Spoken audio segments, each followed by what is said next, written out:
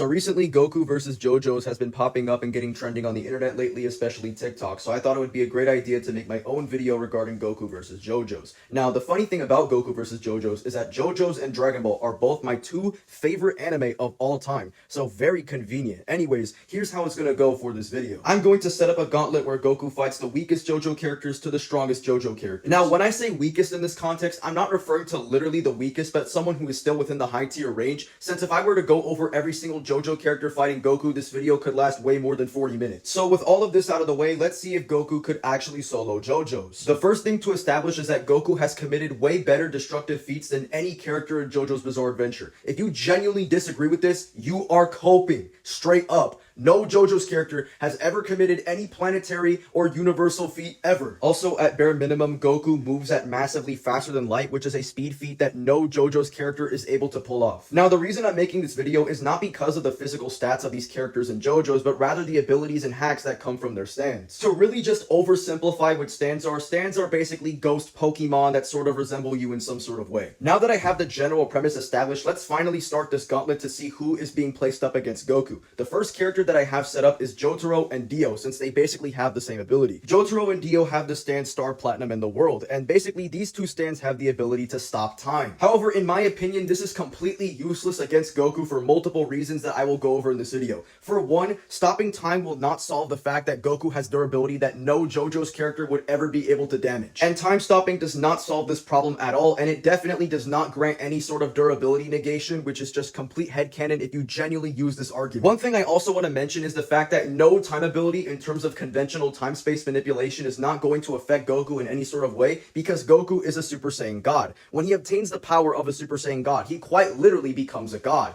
And it's stated within Dragon Ball Super that gods do not follow the conventional temporal logic. And because of this fact, this would actually mean that no time ability that functions on a conventional space-time would be able to affect Goku in any sort of way. So this time stop just wouldn't work on Goku. And trust me, this fact about Super Saiyan God will be extremely relevant throughout this video, so make sure to pay attention to that. Also, Goku should be able to have a measurable speed via being able to move within an erased timeline, so any temporal constraint that is limited to conventional space-time would just not work on Goku, and he would just phase through that shit since he is not limited to that said constraint. Also, Goku's perception and movement speed is way faster than Jotaro and Dio's perception speed, so Goku would just easily be able to blitz Jotaro and Dio before they can even think about the idea of stopping time. The next character against Goku is Pucci's Made in Heaven, but one thing we need to clarify about Pucci's Made in Heaven is what I said earlier. Remember when I said that no JoJo's character reaches massively faster than light speeds? Yeah, this is the part where this is important. So there's been this big misconception that Made in Heaven moves at infinite speed. No.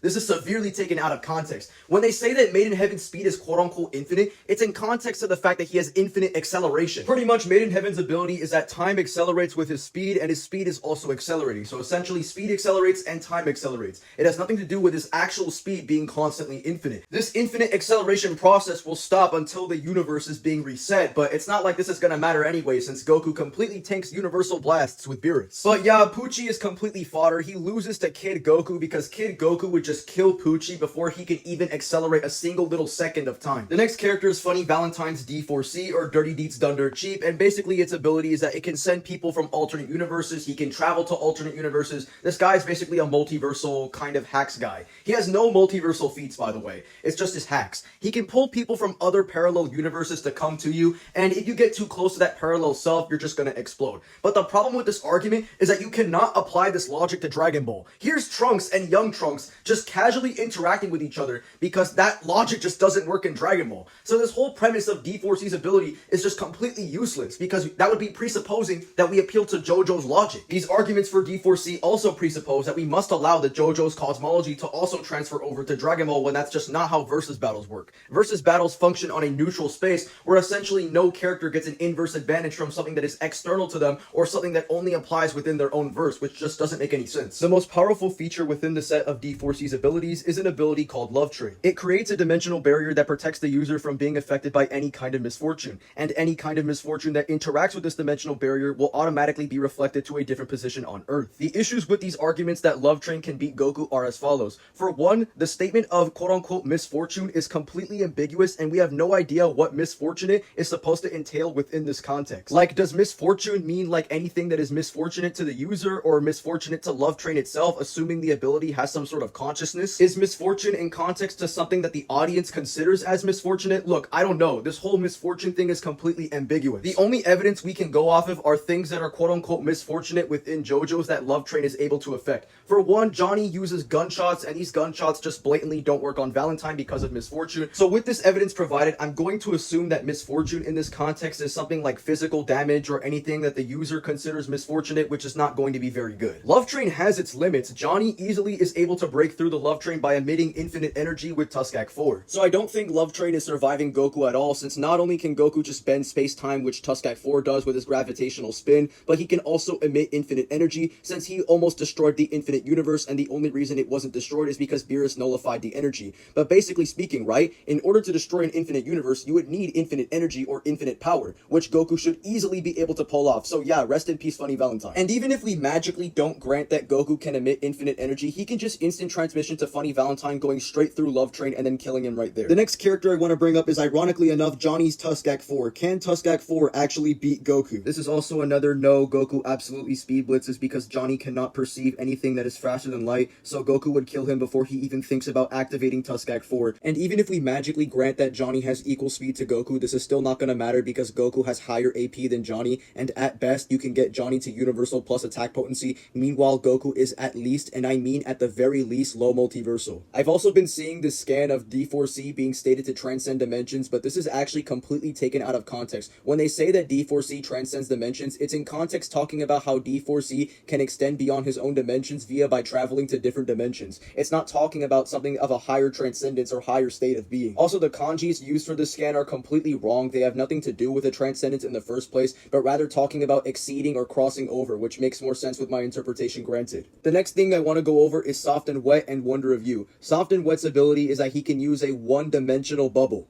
Yeah, that's it. I don't know why some people were saying he beats Goku, cause what kind of dumbass feat is this? The next character to go over is Wonder of You, and Wonder of You has the ability to manipulate the flow of calamity. Calamity is a sort of scenario or fundamental that functions under Murphy's Law, where anything that can go wrong will go wrong, and this calamity activates against anything that has the intent to kill Toru. But the problem with this argument is that the calamity only functions on the dimensionality that it's occurring within, and Goku's AP scales to 4D, so it just won't work on Goku. And by the way, this isn't some sort of instant effect or some shit like that, as people have been able to interact with Wonder of You and even affect it. There's also this weird misconception that Wonder of You is beyond logic or can manipulate logic itself, but this argument is some of the stupidest headcanon I've ever seen. This is because Wonder of You itself verifies that logic and calamity are two distinct concepts, so he cannot apply this stupid reasoning to Wonder of You. Also, another thing to clarify is that calamity functions under a sequence. You have the intent to kill, the intent registers from Wonder of You, and then the ability activates, which functions under a sequence which is bounded by logic. So I don't want anyone in my comments or in the community saying that Wonder of You manipulates logic or is logic. I don't care, bro. It's an internal contradiction. Just stop. And finally, the most overrated stand in fiction, Golden Experience Requiem. You have no idea how overrated this fodder is. For one, Golden Experience Requiem is not passive. There is no evidence to show that Golden Experience Requiem is passive. Stop spouting this nonsense. There's no evidence for that. However, there is evidence that it's automatic. But before I get into that, let me just break down what Golden Experience Requiem does. It essentially reverts any cause or action back to zero. But here is the problem with these kind of arguments that JoJo fans like to make. Even if we grant that Golden Experience gives causality manipulation, which it does, I'm not denying that, it's not going to do anything to Goku. The problem is that GER's activation depends on his cognitive function, so Goku could just kill GER or kill Giorno, doesn't matter because nothing's just gonna happen. Return to Zero would need to activate at some sort of finite rate unless it has infinite speed, and there's just literally no speed calc given for Golden Experience Requiem, so this is just completely useless. And even if we somehow grant Return to Zero being useful, somehow, in some random possible world, yes, I'm being dead serious, this is still not going to do anything, because 1, Goku moves at a measurable speed, 2, Super Saiyan God gives Goku a completely different function of causality, so any kind of conventional causality manipulation doesn't even matter. This is extremely bad. Goku absolutely obliterates this fodder in his base form. Giorno is not strong, he is not beating the most powerful characters in fiction, he is not beating anyone that is faster than light, he is genuinely one of the weakest characters in fiction. And don't get me started on JoJo fans trying to get their character to a measurable speed via misinterpreting what's actually happening within the manga or the anime. King Crimson does not erase time, it erases one's perception of time. Let's not confuse one for the other. Moving in stop time does not grant any JoJo's character a measurable speed, as it's very obviously in context to gravity manipulation that stands can do to allow their users to move. It's not actually due to their raw speed. Stop spreading this misinformation. And finally, there is someone even more overrated than Giorno. Dio Over Heaven, the strongest fodder in all of JoJo. Let me just make this very clear. Dio does not have infinite time stop. For God's sake, I played the game. He never does this. He does not have infinite time stop. His reality manipulation caps at city level. I'm serious. Like, it caps at city level, city block level, or whatever, bro. It's not planetary. He's fodder. Also, all this whole power nullification, soul manipulation, this is just not beating Goku. Let's just be for real. This is just not beating Goku, bro. Like, this dude is actually so fodder. He has no great reaction speed. He's trash. How do I tell you this? I've been a JoJo fan since I was 12. He's ass. I don't know how to explain this to you. He's garbage. He has no scaling, bro. Like, come on, bro. Like, this is ass. How do you... What? I'm sorry. Like, I'm crying at the JoJo's funeral, bro. Like, Goku slammed in base. How do I tell you this? He's trash. He's trash.